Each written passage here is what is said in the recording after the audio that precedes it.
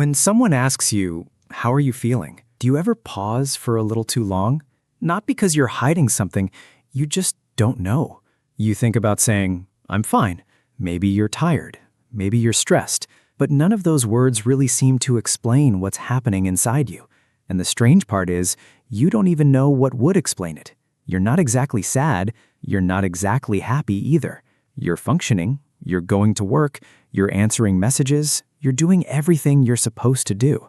But somewhere inside, you feel disconnected from yourself, like there's something happening inside you, but you can't quite reach it.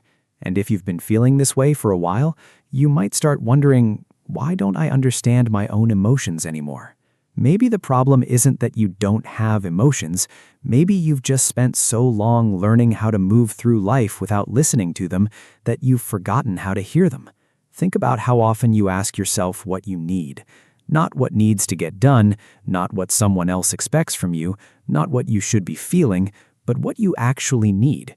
For some people, that question feels surprisingly difficult because somewhere along the way, survival became more important than self-awareness. Maybe you learned to stay calm when everything around you felt chaotic. Maybe expressing your feelings only created more problems. Maybe you were expected to be the strong one, the responsible one, the person who didn't make things harder for everyone else. Or maybe life simply became so busy that you never had enough space to stop and ask yourself, how am I actually doing? So your mind adapted. It learned to focus on what was practical, what needs to happen next, what problem needs to be solved, what does everyone else need from me? And slowly your inner world became quieter, not because your emotions disappeared, but because you stopped checking in with them. And eventually that distance can start showing up in ways you don't expect. You might feel upset about something, but have no idea why. Someone asks what's wrong, and you genuinely can't explain it. You might suddenly become irritated over something small, and then wonder where that reaction even came from. Or maybe something that should feel meaningful happens, and you notice yourself feeling strangely detached from it.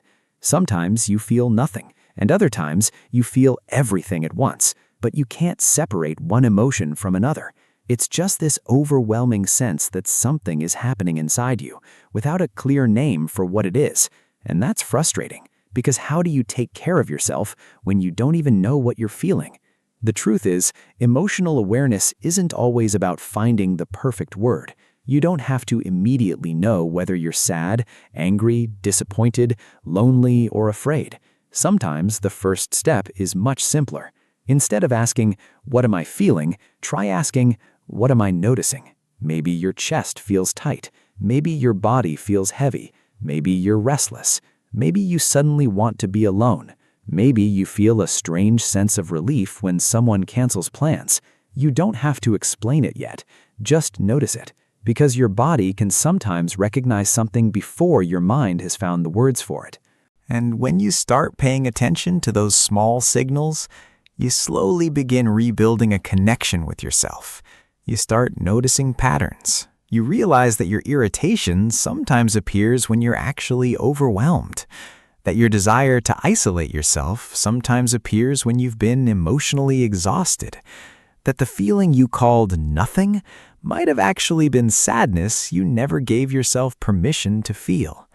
This doesn't happen overnight, and you don't have to force yourself to suddenly become completely emotionally aware. The goal isn't to analyze every feeling. It's simply to become curious about yourself again, to create enough space to ask, what's happening inside me right now? And maybe, sometimes, the honest answer will still be, I don't know. That's okay. I don't know what I feel, but I know something is there. That's already awareness. And awareness is where reconnection begins, because the part of you that feels distant isn't necessarily gone.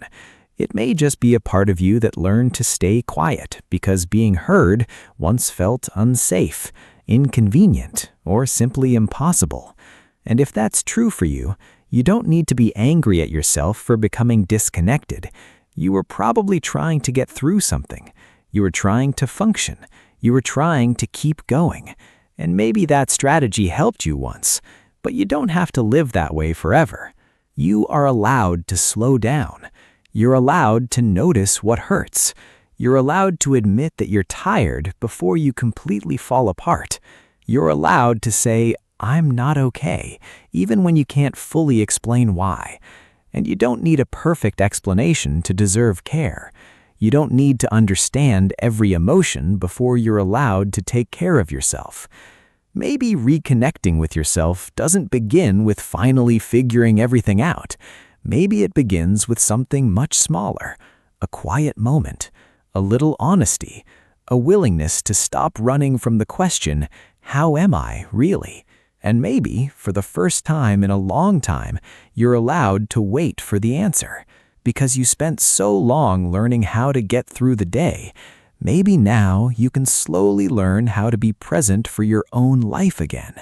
Not just surviving your emotions, not ignoring them, but finally making room for them. And if right now you still don't know exactly what you're feeling, that's okay. You don't have to have all the answers today. Just start by noticing. Because sometimes finding your way back to yourself doesn't begin with a big realization. It begins with the smallest moment of honesty. I don't know what I'm feeling yet, but I'm willing to listen.